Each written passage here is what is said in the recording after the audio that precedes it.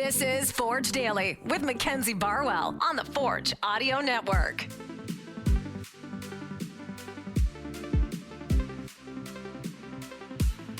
Forge fans, welcome back to another episode. Today is July 12th, 2023. I'm your host, Mackenzie Barwell, here to give you all things Forge FC.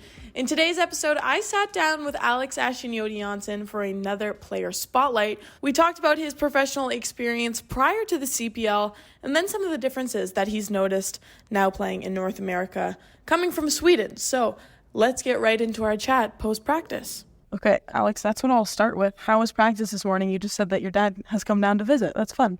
Oh, yeah, no, it was good. It was a good practice. It was hot out there. I expected it to not be as warm. I thought it was going to be a bit more overcast and stuff today, but it was a good session. Both my mom and dad are in town for a week. They arrived Monday, so they're here for the game. Nice. Okay, so I'm going to rewind a little bit because I want to talk about your experiences before you came to Canada.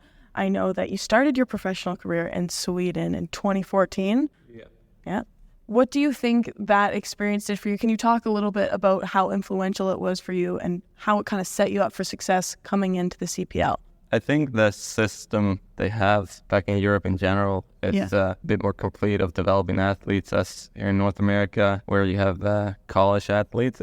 College is more about winning. It's not that much about developing players, right? In Sweden, you play in academies where they try to develop you to become a type of player, like school you to be a type of player. And I think a lot of my background is with that, receiving the ball with the right foot, knowing where to be on the field. I think that helps in the background. Do you find that was the biggest adjustment coming in the CPL? Like there's a different mindset almost because people are trained differently? I think so, because when I first came over here, I was like, oh, people are really technical. Yeah. I saw passing reps and I was like, oh, shit, people are like really good. And then they got in the field and it's like, a chicken, we chop off its head, it's just running everywhere. It's like, what the heck? Yeah, where are you doing it? Why are you running there? Yeah. It's like a lot of them haven't had the proper schooling, but they're very talented. Yes, yeah. And I think that's something that North America might have an issue with in general. But you see now, you're getting some players that are getting into Europe, but usually they're very physically strong, fast. So it's a different kind of football. Yeah, that's interesting. And also you have the relegation, right?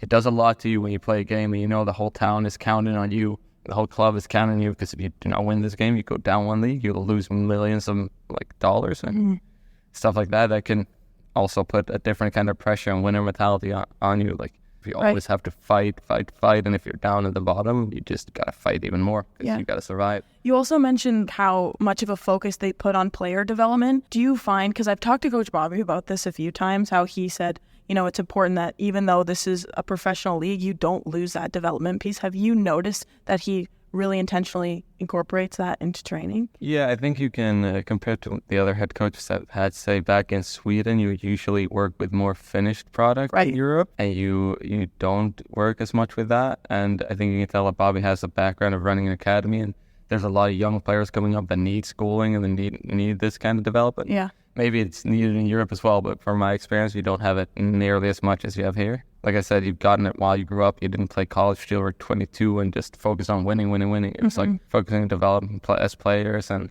being in the right kind of system and that kind of stuff. So you've been with Forge since 2019. Do you think that having that consistency has been a big contributor to your growth as a player? Yes and no. Yeah. I think you kind of grow into a role as well, but sometimes you also want to challenge yourself, right? Because now I've played, this is my 10th year as a pro, and 9 of them will have been at 2 different clubs, right? I think it could be healthy as a player also being in new environments, challenging yourself forcing yourself to grow, because moving to Canada, I have to, obviously outside of the pitch, I had to do a lot of growing up because so far from everyone, didn't really know anyone and stuff like that. So I had to take care of myself a lot more. I couldn't rely really on anyone for how anything worked except for myself and the club basically.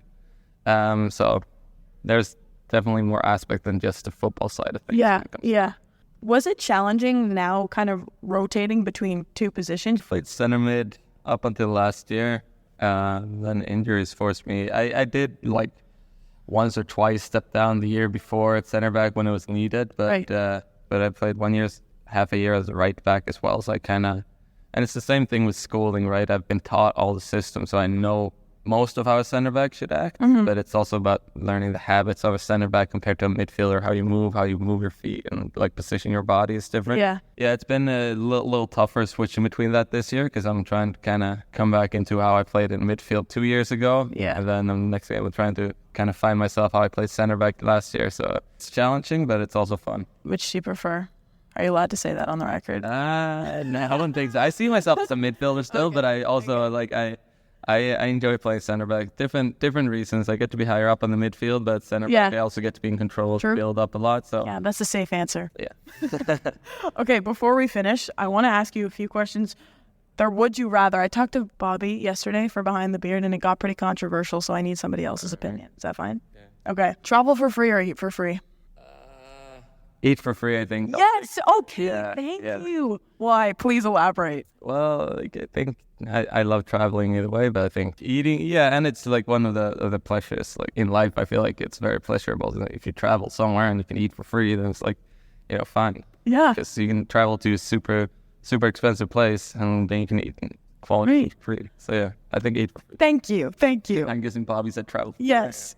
And I almost fought him, but I was trying to keep it professional. Okay, always be overdressed or underdressed? Overdressed. Okay. That was a no-brainer for you? Yeah. Okay. Moving on.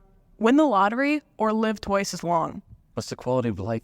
Okay, yeah. See, this is what Bobby said. Half as fast. So at 100, I'm basically 50. That's actually a good way. Let's say yes. Let's do that. Live twice as long. Really? Yeah, happiness doesn't have to do anything with money. Okay. At least. No, that's totally fair. But the people around you are okay. aging. So the people around me aren't like. So it's not like in general. Not everyone ages like half speed. That makes it tougher. Yeah. There's a couple different facets to this question. I apologize for that. Yeah. No, I think live twice as long as well. You're gonna stick with it? Like if we're just gonna live in a global warming and there's gonna be forest fires, everyone have the places are not gonna be livable. You're not even gonna make it to live twice as long because the Earth is gonna die from asphyxiation. No oxygen in the air, So we knew. Okay, let's keep it light, Alex. Let's say lottery. Okay. Changing your answer. That's fine. 2 more. Time travel to the future or to the past? This is supposed to be rapid fire, dude. Come on. Okay. I think past. Yeah. I don't need to. Global warming. Yeah, global warming. We're just gonna travel fast forward, and then I'm gonna die of a situation. No, they're in the past. No photos or anything. I can just find a nook somewhere where no one will bother me. And yeah. You don't have to do these interviews in the past. There's no interviews. Nothing. I can just chill. It's a no-brainer. Okay, that's it. That's it. Thank you. That was a long one. Yeah. All right, that will wrap up today's episode and my conversation with Alex. A friendly reminder that Behind the Beard is out now, both on Spotify and YouTube. So if you want to watch the full version of the Would You Rather between Bobby and I highly recommend that you do because I was laughing while editing it. It's a funny one. Thank you so much for listening, and I will check back in tomorrow. This has been Forge Daily with Mackenzie Barwell.